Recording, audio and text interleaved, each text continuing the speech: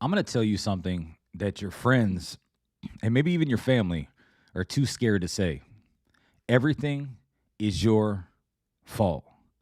But before you get angry and swipe away and say, hold on, I want to listen to this guy, listen to the power in that statement. Does that trigger you or does that empower you? Because if something is someone else's fault, then they have the remote control to your life. But if it's your fault, then you get the power back. You get the power back. Listen, I want to tell you though, like I'm not a doctor, I'm not a psychologist, but I've sat in enough therapy sessions. I've had enough mentors. I read enough books. I've created enough experiences in my life to realize that I can take something called radical responsibility, radical accountability, and realize this, that we are not responsible for what's happened in our life, but we're 100% responsible for what we do going forward in the transformation that occurs from what happened in our life. Your trauma wasn't your choice, but your healing is. So in this video, I'm going to teach you how to go from post-traumatic stress to a clinical proven thing. This is not something I made up. From post-traumatic stress to post-traumatic growth. Man, listen, if you're tuning in for the first time, this is a live stream I do every Wednesday morning called The Perspective Pause. Our mission here is to help 1 million people be able to adjust their focus, change the lens that they're looking at life through, and see that they're winning when they feel like they're losing. I'm going to go into 3 steps today. It's going to change your life if you apply it. It's really going to change your life if you apply it. If you're tuning in right now, drop some rockets in the chat if you're as excited as I am for this, because I do believe this video is going to free some people. And I believe that I'm going to go into an experience that I had, and kind of let you know exactly how I was able to reframe the situation and be able to put myself in a better position to grow. And not only grow, but actually something amazing happened on the other side of it. I'm going to talk about that in just a few minutes. But before I get into it, I want to let you know, like, subscribe, share this. If you get any value from it at all, I do believe that we don't need a new life. We just need a new lens. And in this video, I'm going to give you the lens of post-traumatic growth, which is going to allow you to have freedom. It's going to allow you to have freedom. So let's just jump into it. And before I kind of get started, I want to let you know that this isn't something that I made up. There's a lot of studies that show exactly why this is a real thing. And there were 2 things that happened to me actually this past week that caused me to really dig into this a little bit deeper. This has always been a topic that I thought was pretty interesting, right? But what's really cool is that I was reading this book recently, and it's called Triggers, right? And this is what they said. I want to read this to you, right?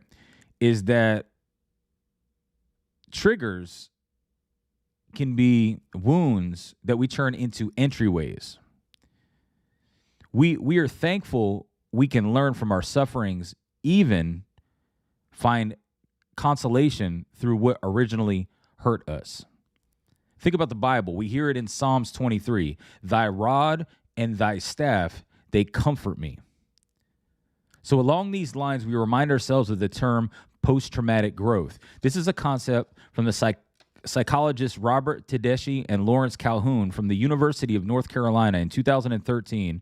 Their book, Post-Traumatic Growth in Clinical Practice. And they said we can focus on our resilience, not only our trauma, on our ability to gain from the experience and thereby evolve beyond where we were in our pain.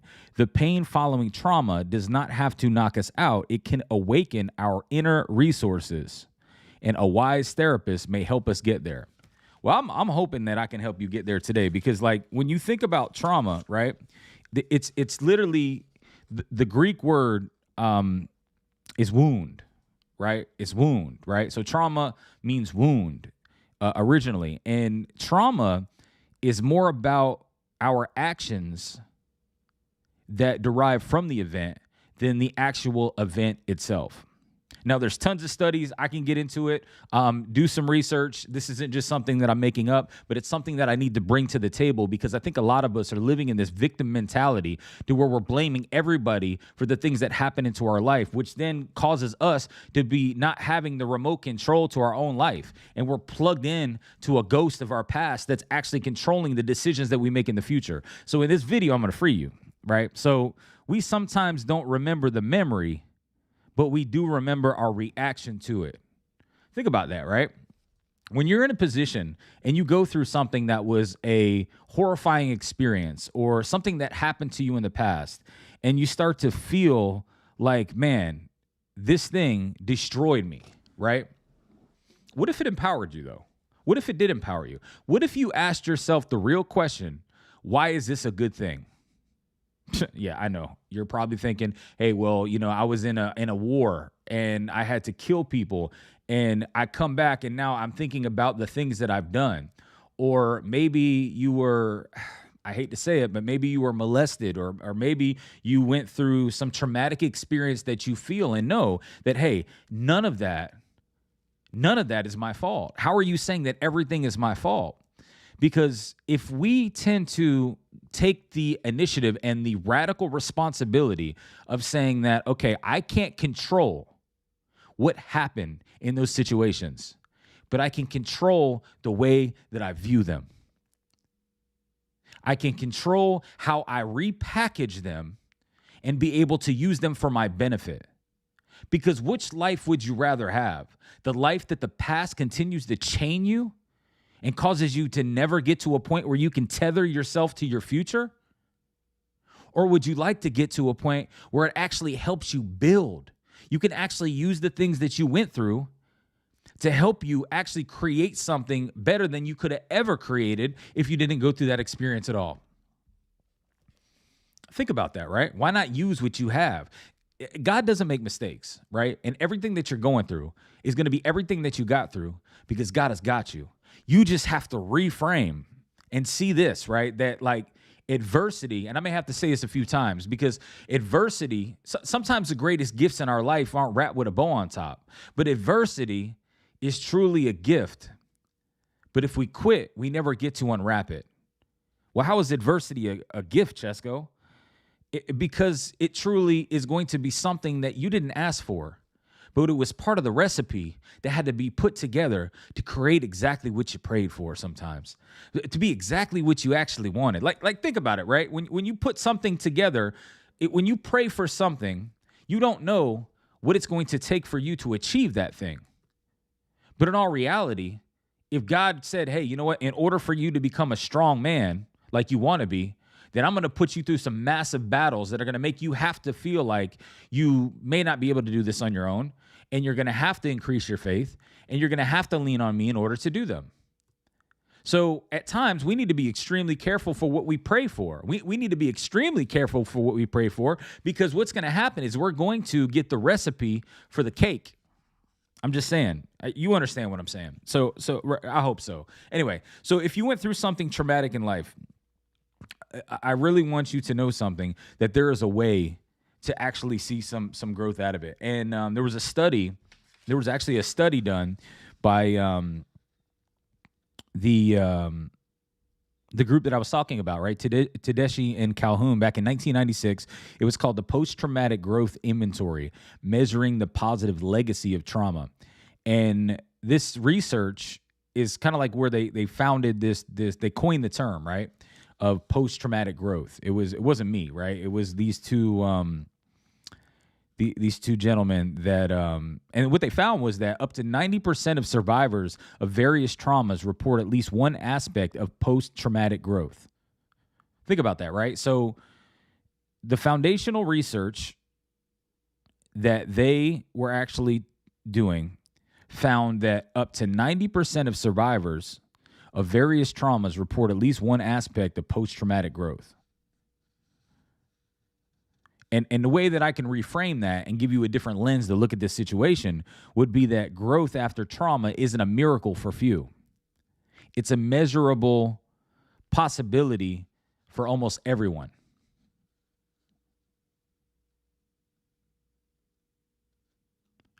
right? And there was something called the seismic shift back in 1992 by Janoff and Bowman. And this study was that trauma is described as a cognitive earthquake that shatters your assumptive world. So what you're assuming to happen, what you expect to happen, an earthquake happens in your life. And sometimes we allow that earthquake to stop us from doing things in the future versus saying, how did that earthquake help me, right? And so that's the hardest question you can ask yourself. Why is what I went through, why is my trauma, why is the issues, why is the problems, why is the adversity, why is the pain a good thing? Well, here you go. Can I tell you guys a story about my life? This would be pretty interesting. I believe that it's really cool. Like, I always talk about action brings clarity.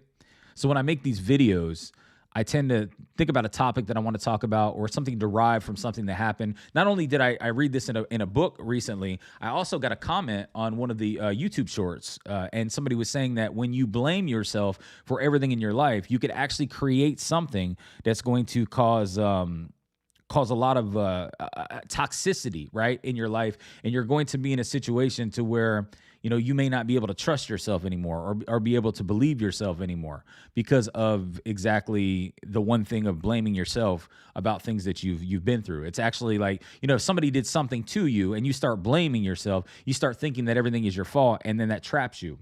But in all reality, we have to change the label of the way that we're looking at something. And instead of saying that it's trapping us, it's literally setting us free.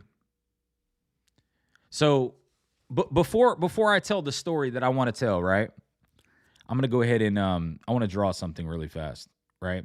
Because I think that this will help some people be able to see. Actually, you know what? I'm going to go into the story first because my iPad actually isn't hooked up. So let's just go ahead and get into the story really fast. I think it's going to be powerful. So I talked about in the last video that late teenage years, early 20s, I enjoyed rapping. I was a rapper, right? And I wasn't bad at it. Don't leave. I wasn't bad at it. And what was interesting is that I was actually pretty good. I was able to go on tour and open up for artists like Lil Wayne and T-Pain and Young Jeezy. And a lot of these artists were very popular, Grammy Award-winning artists and things like that, right? So I was able to do some things that were pretty cool, right? And experience things that a lot of people never got the chance to. Now, there was this one time, it was actually my 21st birthday. And on my 21st birthday, I went to a house party. And a lot of people used to want to grab me to come do like battle rapping. I talked about that in the last video too, how I used to battle rap and get on stage and kind of like that 8 Mile kind of stuff, right? And what would happen was that I would say some things that would come out of me that would really upset people. We'll just say that, right? And so there was somebody at a house party that was like, "Hey, I want to battle rap you," and I was like, "All right, cool, let's go," right? So I ended up going to the house party, and when we got to the house party, they said that everything was actually being broken up because the police had come and there's a lot of people drinking, maybe even some people that were, 18, 19 drinking and all this stuff. So they ended up kind of like saying that we had to go somewhere else. So we pulled up to the party. We were just sitting in a parking lot. It was me and actually three other of my friends at the time. And as we were sitting there, what we were just talking, whatever, right? And we were like, you know what, let's wait for some of our other friends to come out and then we'll be able to go somewhere else. So as we're sitting in the car, listening to some music, whatever, hanging out, and I'm sitting in the front seat. And as we're talking, all of a sudden, out of nowhere, boom, I get hit in the side of my face, right? Like right here, all of my face. I get hit there, and I don't know if it was a bottle. I don't know if it was somebody's fist. I don't know if it was a foot. I don't know if it was a brick. I don't know what it was. But all I know is that out of nowhere, I just got really dizzy, felt like I was going to faint, started looking around at my hands, and there was blood everywhere. My hands were soaking. It was literally leaking out of the side of my face, above my eye, in my eyebrow area, right? And I was looking down. There was blood all over my clothes, and I was like, "Who did that?" Right? And I'm sitting there thinking, "Who did that?" So my friends get out of the car, and they don't see anybody, and the person just ran off. And so I was like, "What happened?" I said, and my friend's like, "It doesn't matter what happened. We need to get you to the hospital, right?" So we drive to the hospital. End up sitting there. This is my 21st birthday, by the way, right? My 21st birthday, end up getting cracked in the head and being able to. At the hospital they said I needed a bunch of stitches, right? So I got 21 stitches in my eyebrow, right? And I don't know which side it was on. Okay, yeah, 21 stitches in my eyebrow, and this was my 21st birthday. So I got hit in the head with something, right? And I don't know what it was. I don't know who did it, but all I know, on my 21st birthday, I'm in the hospital getting 21 stitches, right? It was traumatic, right, for me, because now it made me think to myself, if I go to these parties again, something like that may happen, right? If I go to one of these, if I start continue to battle rap, maybe it was somebody that didn't like me because of something that I said. I don't know. I started getting in my head.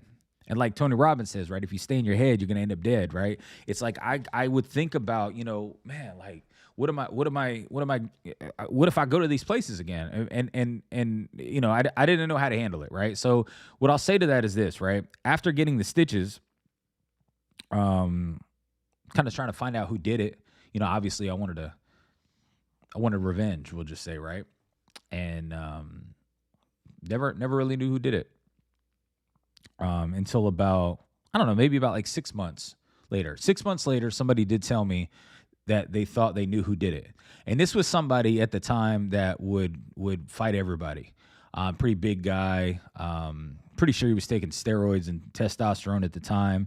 Had a troubled childhood. I didn't know any of that, but I knew that he was going through a lot of things in his life, and a lot of the pain that he had in his life, he would just get drunk and fight people. He would knock people out, and ended up doing like mixed martial arts and boxing and things like that, also to just let out a lot of the anger that he had. And didn't really know anything about him at the time. All I knew is I knew who it was, right? And he was a lot bigger than I was. He was much more intimidating than I was. He kind of had a name as like this bad guy, right? Like this somebody that would just knock people out, for nothing. Like if you wanted to fight somebody, you would go to him. And so what was really wild is that we're gonna fast forward like a lot of years now, because this was when I was 21. Let's fast forward to when I was 41, or I'm 44 now. So it was a couple of years ago when I was 41. I had somebody reach out to me, and this was right when I started a podcast with a friend of mine. We were doing a podcast called the Value Race Podcast, and it was all about just adding value and talking about the behind the scenes of entrepreneurship and really the things that people don't talk about. And through that process, I ended up actually finding out that there were a lot of people that really admired the content that we were creating at the time, the audio recordings, the way the videos were, the way the things were edited, and all that. And I got a text message, actually, or I think it was a Instagram DM or a Facebook DM from somebody that I haven't talked to in 20 years, right? And when the name popped up, I was shocked, because it was the first thing that came to my mind was like, oh, this is that guy. And I'm thinking to myself, 20 years I held this in. 20 years I held in the fact that this happened. I knew who did it, and I never really like addressed it, never really talked to anybody about it, but I just held it in, and this anger was still there. So immediately I felt like, you know what? I'm going to go ahead and let him know that straight up, like, I mean, he was that guy, right? I'm going to get that chance. Maybe that's what God is doing. And so he DM'd me and just like, hey, what's up? And I was like, what is this? And I was like, what's up, man? And he was like, I just want to let you know that I've been listening to your podcast for, maybe the past year, and I'm really inspired, and I love what you're doing, and I'd love to do something like that. And in that moment, I was like, well, wait a minute. Does he not know? Or maybe he let it go. I don't know. Either way, I'm sitting there in my head and I'm like, did he let go of the fact that he was the one that gave me 21 stitches on my 21st birthday? And here we are 21 years later about talking about this thing. And so I don't think he knew. So he asked me if we could meet. And I felt like I just felt uncomfortable. And so in that moment, I actually went ahead and said, sure, let's meet. Really uncomfortable, right? We ended up going to lunch. And as soon as he walked in, he was just full of joy. He was happy. He was like, "What's up, man? It's so cool to see you. It's been a while since I saw you and this and that." And I was like, he doesn't know. I don't think he does. So we ended up kind of sitting down and he was like actually asking me if I can help him create a brand for his podcast, for his movement on what he was doing. And I was like, yeah, sure. And I felt good because I was actually doing something that was impacting people. And I was like, wow, it looks like this guy has changed. Like who he is today is not the same person that he was 20 years ago. So it made me think to myself, if I'm going to hold any anger towards him, I'd literally be still attached to the past because people do grow. I mean, I'm thinking to myself, like I grew, wouldn't somebody else? So then we sat down and we were having lunch and he told me, he was like, hey man, I'd like for you to help me. We ended up coming up with a price and I ended up, giving him an offer and ended up helping him out. Now, I told him that, no, it wasn't that time. It was actually, you know what? He said, I'll think about it and we'll meet again. And that's what it was. And we met the next week, I believe, and we sat down and I thought about this all week and I was like, I need to let him know. So I ended up sitting down with him and, going back over the offer that we had together. And he said, let's do it. And I said, well, before we do it, I have to kind of tell you something. And he was like, yeah, what's up, man? And I said, hey, back on my 21st birthday, I went to a house party. And when I went to a house party, before we got out of the car, it seemed like the house party had gotten broken up. So we were sitting in the car waiting for some friends to leave and go somewhere else. And through that process, what ended up happening was somebody just hit me, man. And blood was everywhere. Ended up going to the hospital. I ended up getting 21 stitches on my 21st birthday. And he's like, "Oh man, that sucks. I'm sorry you went through that." And I was like, "Yeah." I said, "But I got to tell you something." He's like, "What's that?" He said, "The person." I said, "The person that did that was you." And I immediately saw him looking at me, and tears came down his eyes. And he's like, "Really?" And I was like, "Yeah." He's like, "I don't remember that." And I ended up looking at him and saying, "It's all right. I forgive you." And he was tearing up. I started to get emotional. And it was a moment where for 20 years I had held some anger in, which caused me to view people a certain way and not to realize that other people are growing also, just as much as I'm growing. And for me to cut them some slack and to give them the opportunity to say, hey, you know what? I'm going to forgive people, not to help them feel better, but to release the anger that I had inside of me. Now, what's interesting here is that, like, he had no idea.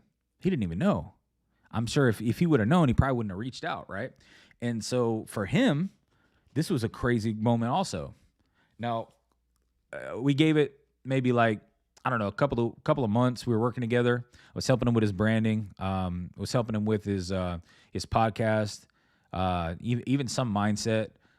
We even talked about business. It was really cool.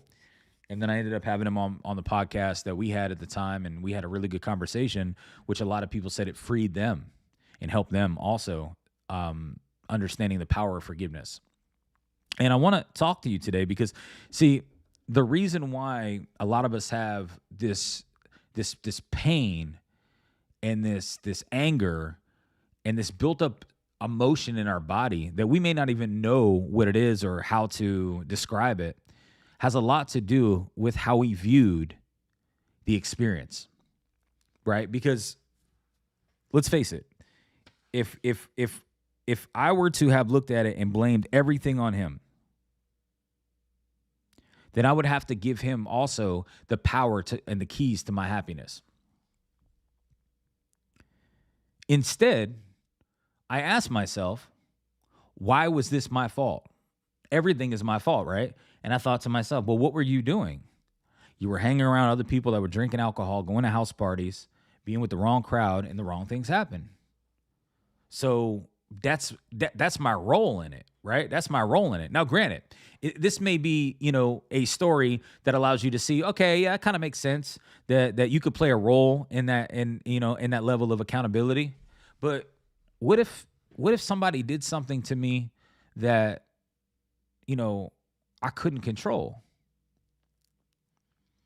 Well, then you have to ask yourself, why does this situation have control of you? Maybe not the person, but the experience. You may not be able to say, I was having a conversation with somebody actually recently yesterday, friend of mine, and he was telling me when he was a kid, he would actually get beat with a baseball bat by his parents. What's interesting is that he's like, and I agreed. I was like, how could that be your fault? And maybe the situation may not be your fault, but what you do with that situation, how you view that situation, will determine whether it's going to be your prison or your passport.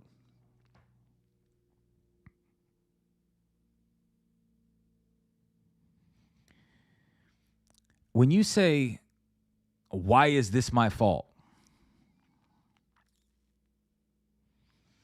It's got to be the most liberating phrase that you can ever say. It's got to be the most liberating thing that could ever come out of your mouth, is asking yourself, why is this my fault?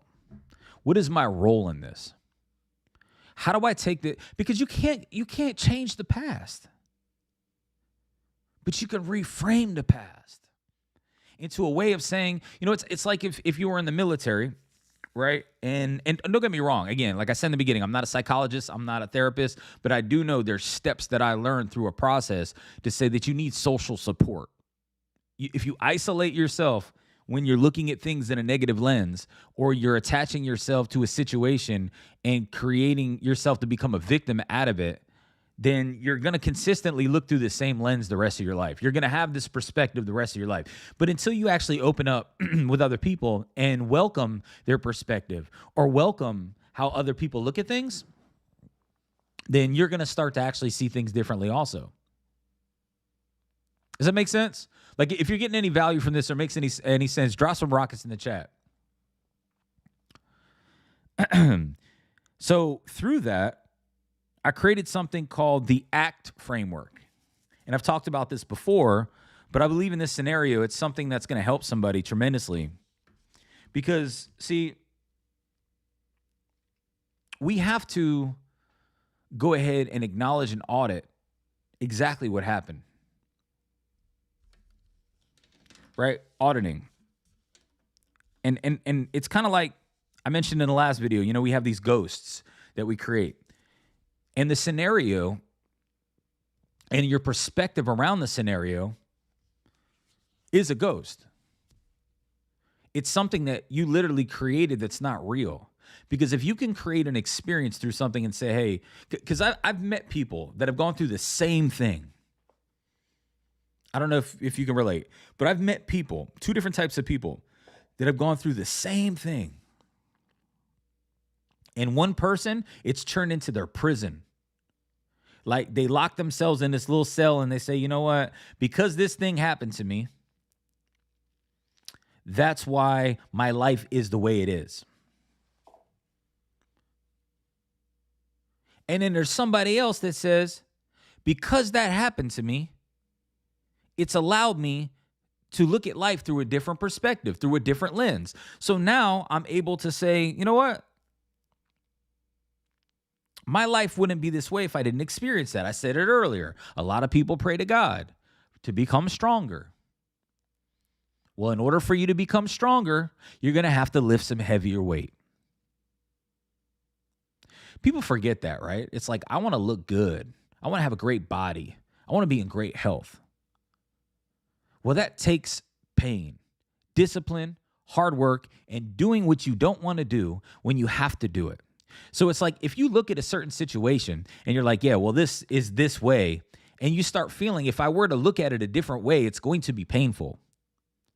Okay. So wouldn't you say that gives you a deeper connection with Jesus? Do you think that everything that he went through for us was painful? So if you get the ability to suffer, I'm not sure in the Bible where it says, but if you get the ability to suffer, that suffering is kind of like a connection with Jesus because he took the ultimate sacrifice for us. So can we take a little? If Jesus took the ultimate sacrifice to give us the greatest win of all time, why can't we take a little bit? We just want to be cozy and comfortable, knowing that all the things that were cozy and comfortable didn't allow us to grow.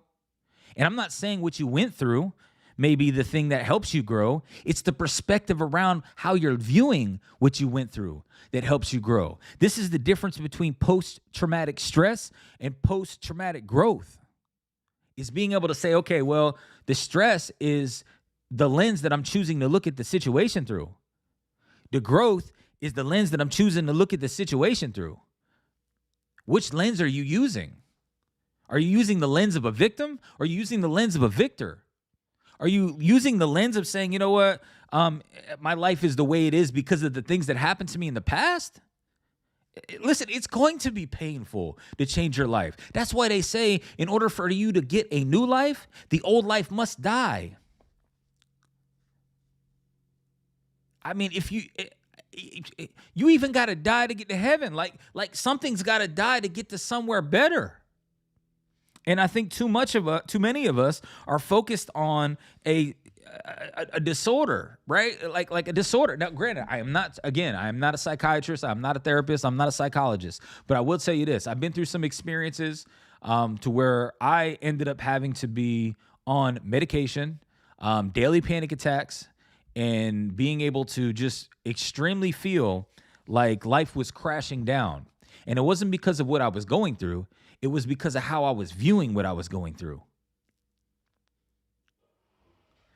So I want you to think about the audit, right? So I got something called the ACT framework. Let me go ahead and where is my iPad at? Let's see here. It's got to be around here somewhere. Oh, it's right here. All right, cool. We got it. So what I'm going to do while I'm grabbing that is go ahead and please like, subscribe, and hit the notifications to the channel if this is something that you're getting value from. I do 40% of all of the people that are watching this video still haven't subscribed to our channel yet. But I know you're about to. You just haven't hit the button yet. Drop some rockets in the chat if you guys are getting some value today. That would be really cool. I want to go into this. We need to plug this guy in. And we'll go from there. So this is a live stream.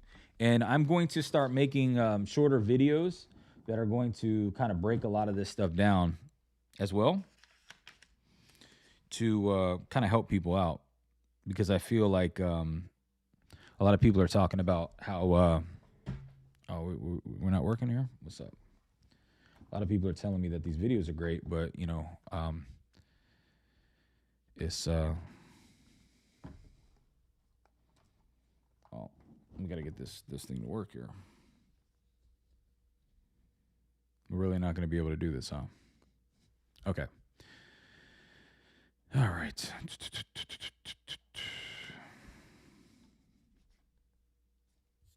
All right.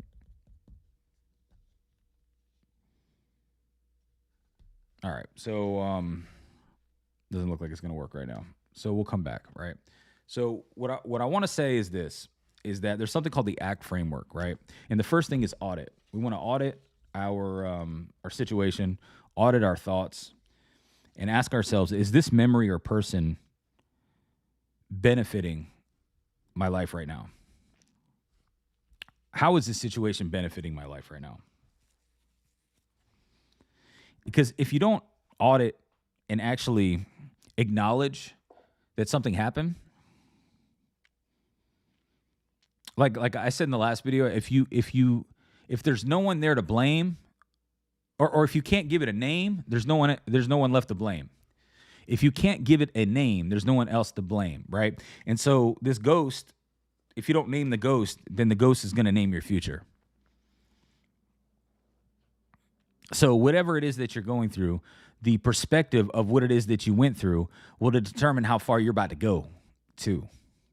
And so in the act pivot, it's really a factor of realizing that, like, you are not like you're acting instead of reacting. You need to start acting instead of reacting, because reacting to something is just only going to be something that's based out of the complete opposite of preparation. It's going to be emotional. And a lot of the time when we go through something, and if we can't channel or get a hold on our emotions, then our level of emotional intelligence is just going to go out the window, and then all the decisions we make are going to be emotional, and then we're going to find ourselves in the complete opposite of probably where we want to be as a result of what was possible. Because it's like God's going to put us through some things, right? And like when he puts us through some things, depending on our perspective of when we're going through what we're going through, also who we go to when we are going through what we go through, right? Like who you go to in those times, like who's your support system. They're going to be some of the ones that are going to help you be able to see things differently. And who you go to is going to determine if you get through what you're going through. So the second thing is claiming the fault, like taking the fault, taking the blame. Like you may not be able to cause, you may not be able to, you may not have been the person that caused the wound, but you were the one that's going to go ahead and fix it. Like I was talking about earlier. I mean, in order for me to change the way I looked at a person that gave me 21 stitches on my 21st birthday, I had to face it. Once I gave him a name, then I was able to go ahead and overcome the situation. And we met, and I was able to do so, right? And the last thing when we're acting instead of reacting is the T, right? We have audit, the ghost, claim the fault, but then tether the future. And what does tether mean? Tether means to like fasten or restrain with a rope, or it's like tie yourself to the goal. And, a lot of people talk about committing, right? The number one issue that people really end up having in their life, the biggest issue that people have in their life that are struggling with being successful in the area that they want to be successful in, is it's all about decisions and commitment. And it's like you have to put yourself in a situation where you can't escape. It's kind of like when an astronaut gets in a spaceship and it takes off. You're committed to the goal, to the mission, right? It's like if you were to take your dog and tie him to the pole for a second, he can't go anywhere. And that's what we have to do, is tether ourselves to the goal or the mission or the vision. And how do you do that? In many different ways. You have to find a way to, find a goal or a mission that's going to be worth tying yourself to, because you're going to lose a lot for that. Like you will have to give up in order for you to go up. You will have to give up in order for you to go up. And that may mean you need to grow up before you blow up. Come on now. What I'm trying to tell you is that whatever it is that you tie yourself to, you can't give yourself any escape routes, because you will this is where like the PTSD comes in. Like you will, go back to the old ways. And one of my mentors always says that, like, if you fight for your limitations, you will get to keep them. Like if you only believe that you're only supposed to have a certain type of life, well, then that's the life you're going to have. Like if you don't feel that you deserve what it is that you're shooting for, then you're not going to achieve it. It's just not going to happen, because like belief is so much far greater than actually working. And that's the thing, right? Is like a lot of us will have something tied up in the back of our mind from the past, or some type of trauma that if we don't release, we'll never have peace. Like we don't go back and find this thing and say, you know what, let me address this. Let me do the act pivot. Let me audit this thing. Let me claim the fault. And now let me go ahead and tether myself to the future. And now I have the remote control to my life. Because it's kind of like if you consistently blame somebody else and have this victim mentality, it's like you're plugged into the problem. You're literally like plugged into the problem. Wrote something down earlier. It was like, you need to pull the trauma plug. because you're plugging yourself into the problem. And the problem isn't a problem. It's actually a gift. I said it earlier. Adversity is a gift.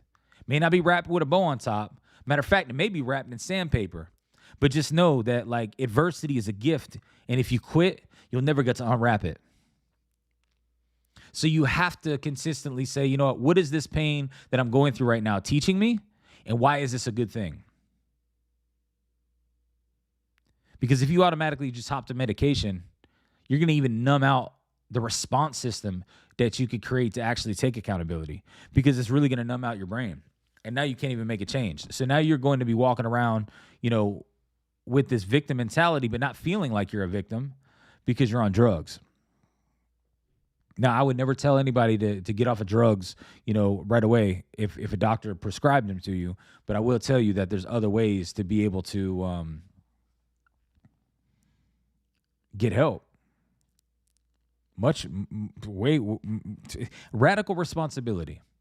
And the comment that somebody wrote on my last short that I posted the other day, they were saying that. They were like, if you blame yourself for everything, that could cause a lot of traumatic experiences for yourself going forward and how you carry things. And again, I'm not trying to blame myself for the things that other people did to me, but I'm going to blame myself for how long I think about what other people did to me.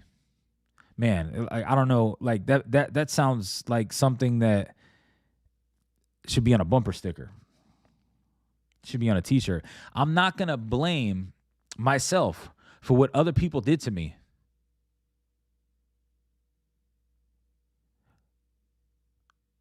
But I'm going to blame how long I carry what other people did to me. It's like a backpack full of bricks.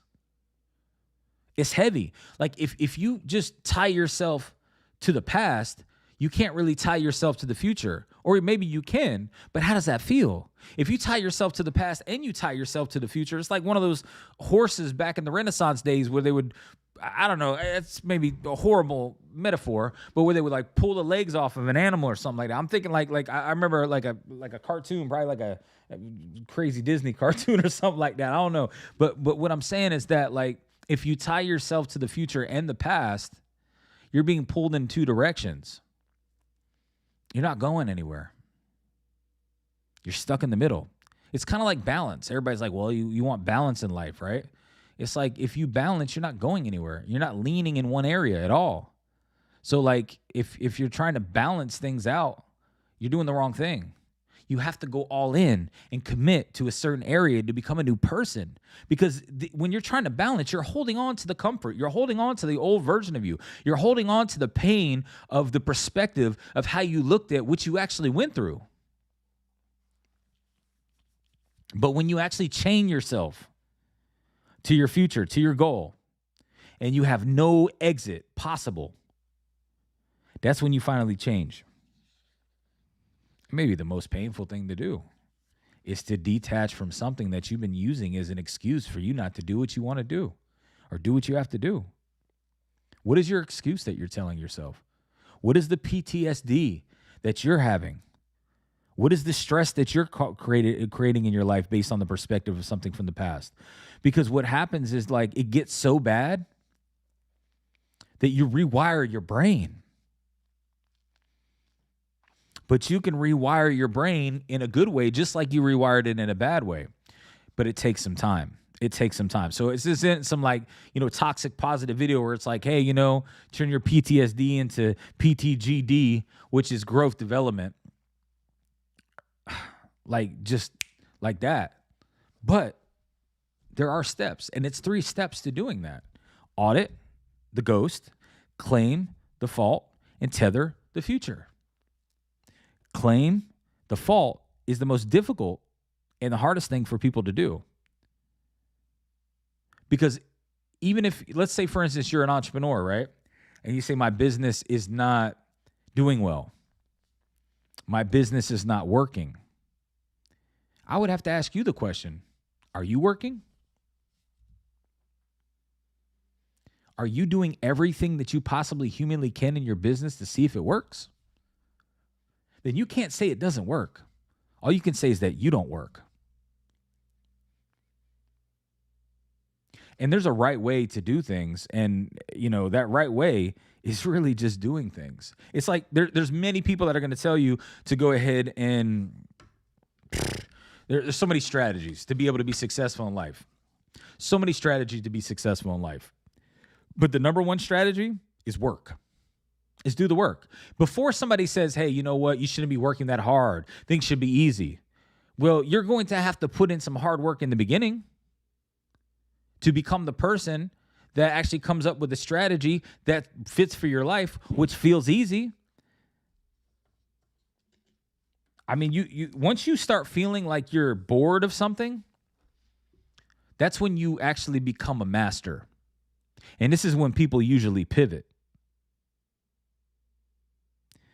That's probably another, conversation for another time, for another video. But what I want to tell you guys today is that trauma is more about how we perceive and the actions that we took place from what happened to us instead of actually what happened to us. How we view what we went through will determine how we do what we do going forward.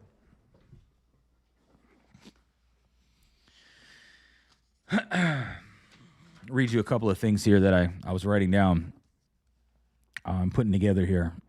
Because about forgiveness, right? A lot of people struggle with forgiveness, but like forgiveness isn't a get out of jail free card for the person who hurt you. It's the keys to the cell that you've been sitting in. You aren't letting them off the hook. You're unhooking your soul from their mess.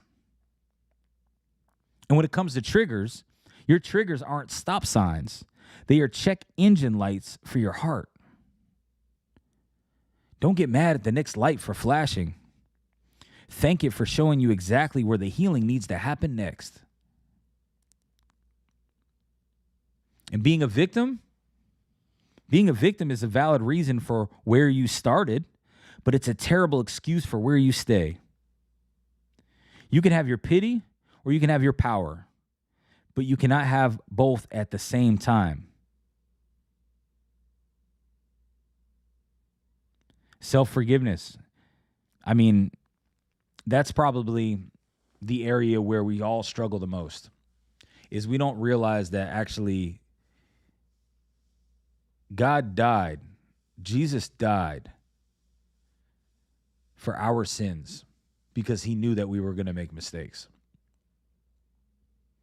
So if he went on the cross for us, why are you putting yourself on the cross? He says to meet yourself at the foot of his cross, but he doesn't say put yourself on the cross. He already did that for you. So why are you blaming and shaming yourself for things that Jesus already knew that you were going to do? He already knew that you were going to have some mistakes happen in your life. And a lot of it is your fault, whether you want to take the accountability or not. That's like saying, do I want to take the remote control for my life or not? Because if you continuously plug yourself in to, I mean, listen, all I know is this. If we were in a position to where we had to be perfect, it would be impossible. So at some point you have to realize that the things that you went through are actually creating you, and you decide who you end up becoming. Because you could either become bitter or you could become better. We all will go through certain circumstances in life, and it's not the circumstances that define us. It's who we become as a result of those circumstances. How we choose to look at things. How we choose to treat people while we're going through things.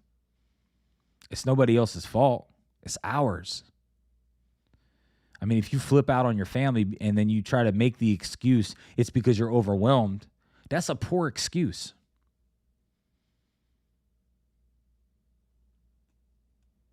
Become more emotionally regulated. Find a way to be able to control your emotions.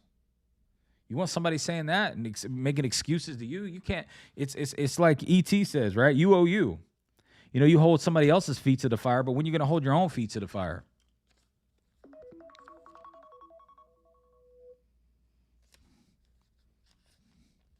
So not only can we heal from trauma, we can grow from it through radical responsibility. And, trauma in our life, right? How do we know if we even have any trauma? It's not the event, it's the response, right? It's how we view the actual situation. And when you're a child, trauma pops up like how, man, it could pop up in ways that it's like feeling sick to your stomach.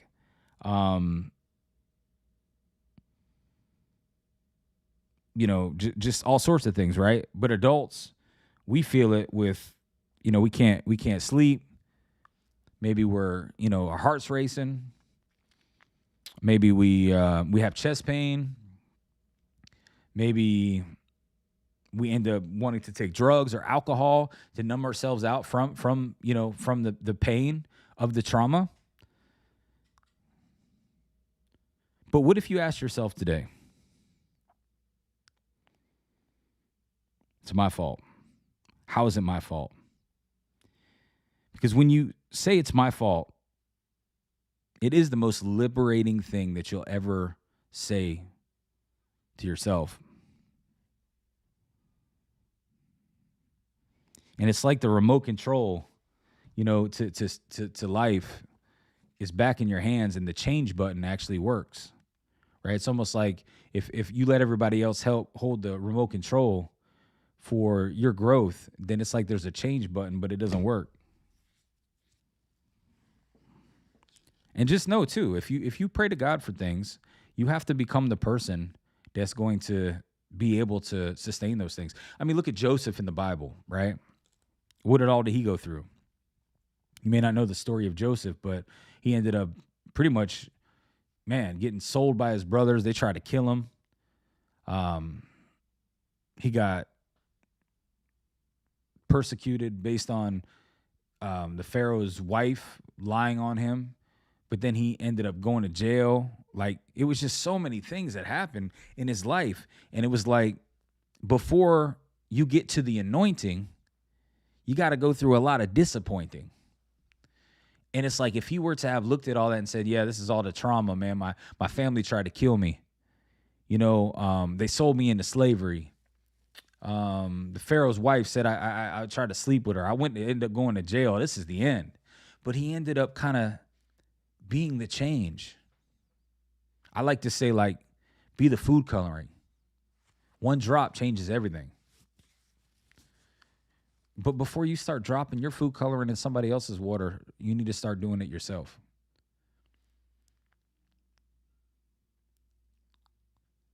So find other people that have the same mindset, that are willing to audit their life, that are willing to look at how they can become better.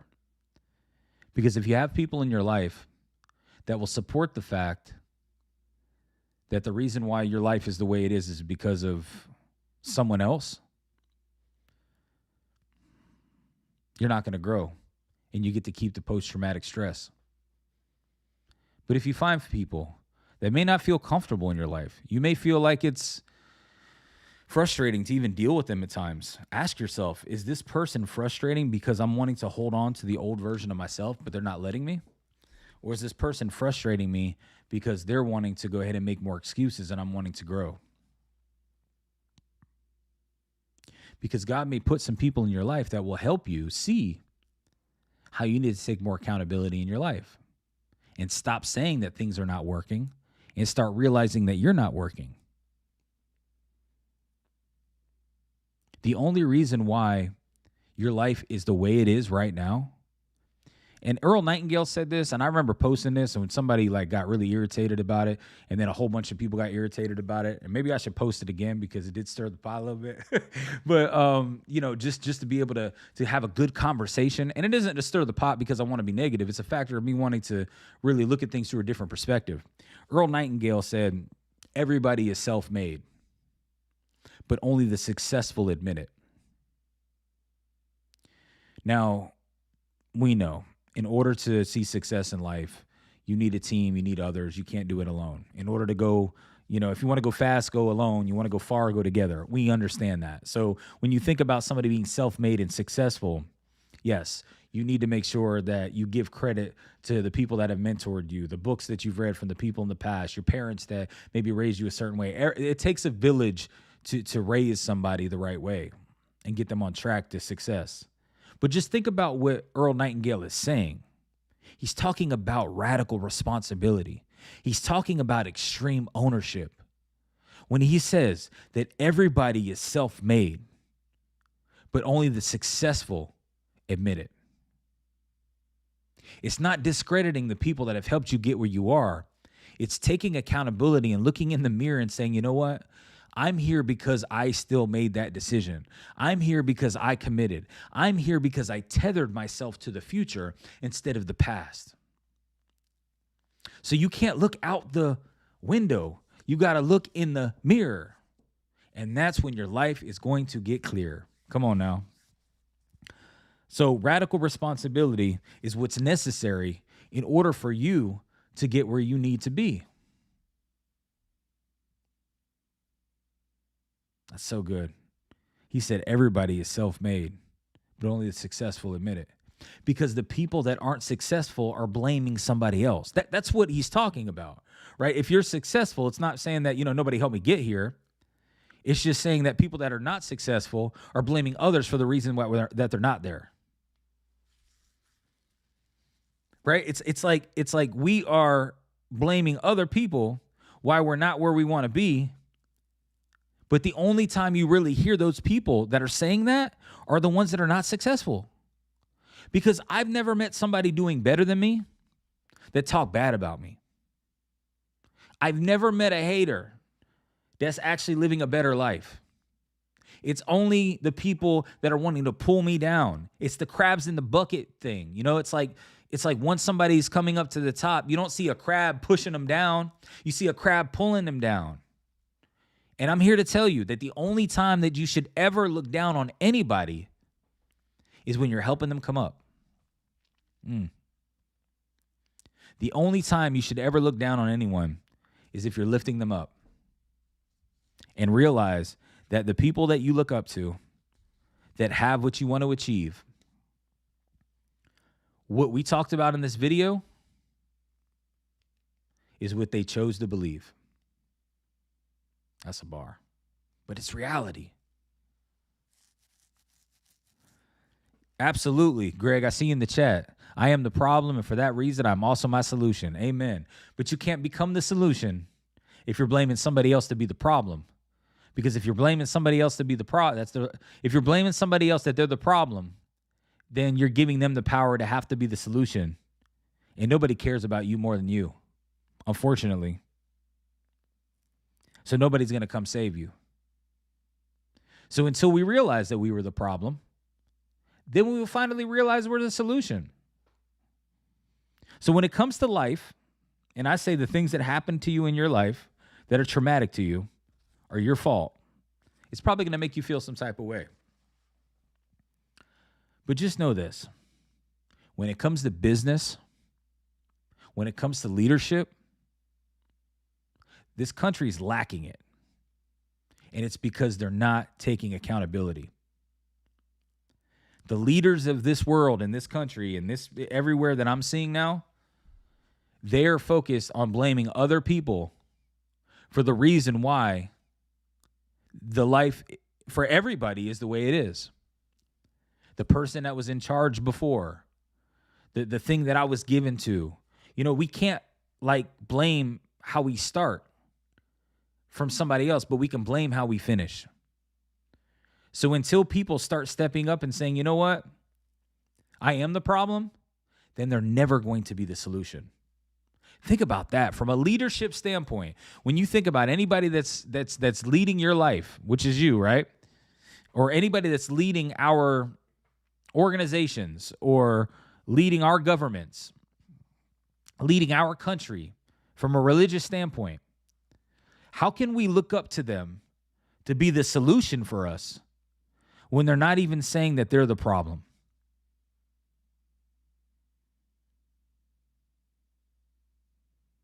It's going to take us to take radical responsibility for our life and then be able to say, you know what? Everything is my fault. And when you finally say that everything is my fault, you give yourself the clicker. You give yourself the opportunity to say, you know what? I have the ability to change my life. I can reframe what I went through. Why is this a good thing? And keep going. I'll probably talk about this in the next video next week, but it all aligns with something that I call the focus framework, which is finding optimism and clarity using small steps. We have to find our fingers, find our toes. We got to get out of our head. Like Tony Robbins said, if you're in your head, you're going to be dead. Like, you got to get out of your head. And you have to start writing this stuff down. It's all about growth. There were a few drawings that I wanted to draw, but for some reason I couldn't get my iPad connected today. Maybe I'll make a couple of short videos doing that. Because what's the good in that, right? Like, even the small things, like if you go through your day, it doesn't have to be the most traumatic thing. It doesn't have to be talking about you got molested when you were a child. It could be as simple as something not working. Like me, my iPad did not work for me to plug it into the computer so I could draw. So what am I going to do? You know what? Why is that a good thing? Well, it's going to give me the opportunity to make 3 videos that I'm going to draw 3 little things separately. And maybe make something more bite-sized. Because now I'm looking at things as an opportunity to grow, not an opportunity to feel like things are moving slow. Things are not moving slow.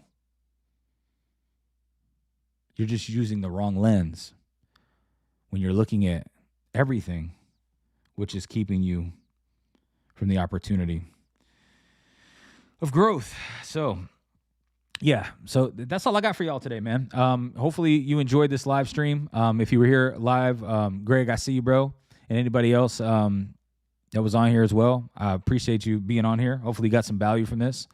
Share this with somebody that maybe have never seen these videos, or just maybe pray really fast and say, who should I send this video out to? And maybe share it with them and then ask them for their feedback. Because I do believe that, like, people will not get the value if we don't give it to them. We got to step up and do that. So I'll say this is like, on the past, right? I'm going to go over this really quick and we'll be out of here. You weren't responsible for the fire that burned your house down, but you're 100% responsible for the floor plan of the new one. Sitting in the ashes won't bring the old walls back. Grab a hammer and start building. I think about my life. Failed marriages, failed relationships, not even the best dad at times.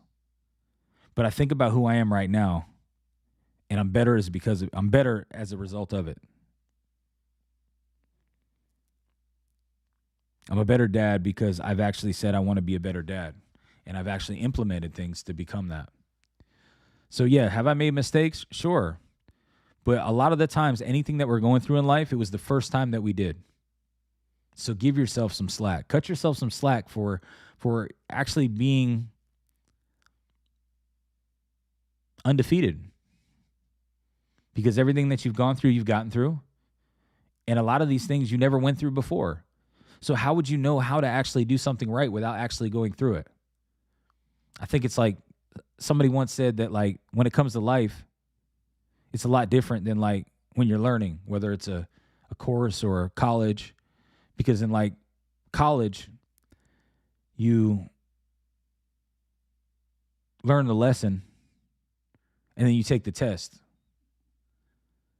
But in life, you take the test, then you learn the lesson. And how you view what you went through is going to determine what's in your backpack as you continue to go and grow. So, sitting in the ashes won't bring back the old one. Grab a hammer and build a new one. Come on, bro. That's where we're at, man. If God woke you up today, you're winning. 150,000 people won't get the chance to see today, but you did. Today is a gift that God gave you, and what you do with it is your gift back to God. So pick up the hammer and start building a new one. Stop looking at the ashes from the old one. It's time to grow. It's time to go. I appreciate everybody that was on this episode of The Perspective Pause. Share this with somebody that you know may see some value, because the person that needs to hear this may not unless you do. And just know that you have the remote control to your life. Stop giving it to somebody else. Cut the cord, tether yourself to the future, and take ownership, take action, and eventually you're going to take off. God bless you guys. I'll see you soon.